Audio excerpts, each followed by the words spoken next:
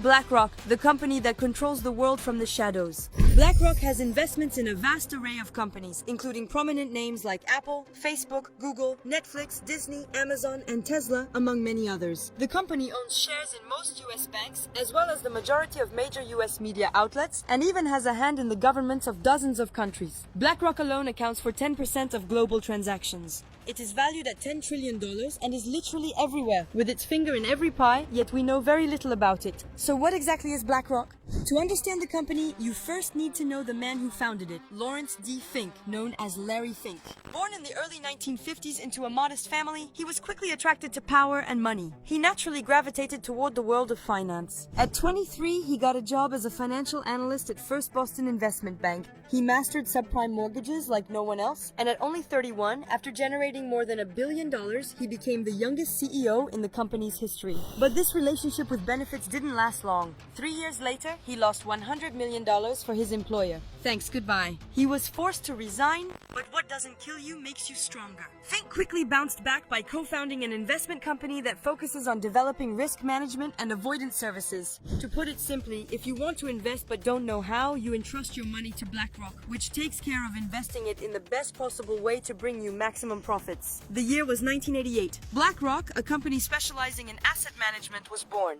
Quickly, the company found major success. After just 5 years, BlackRock was already managing more than $50 billion in assets. But beware, BlackRock's success is no accident. If you think that artificial intelligence is a recent phenomenon, you're sorely mistaken. When he created BlackRock, Fink also created Aladdin.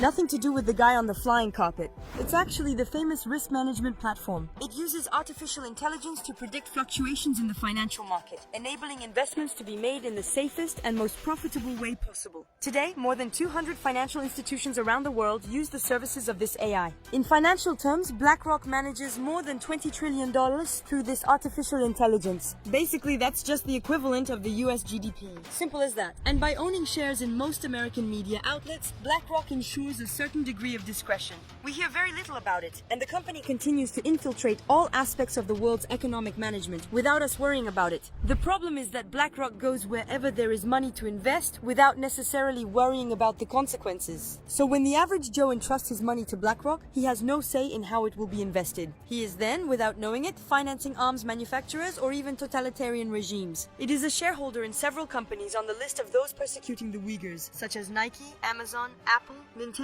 and many others. So when Larry Fink says capitalism is about profit, not political correctness, we can see where he's coming from. And if you think that's all, well, it doesn't stop there. BlackRock can now influence decisions of US and foreign governments. Since 2008, Fink has joined the World Economic Forum, which already impacts international policies. In recent years, we've seen him intervene alongside Volodymyr Zelensky during the war in Ukraine, and during COVID, he has also been hired by the US Federal Reserve to manage the country's investments. And the list goes on. In brief, it is estimated that the assets managed by BlackRock represent 10% of the global GDP. Basically, if BlackRock falls, everyone falls with it. And to think that 2 minutes ago we didn't even know this company existed.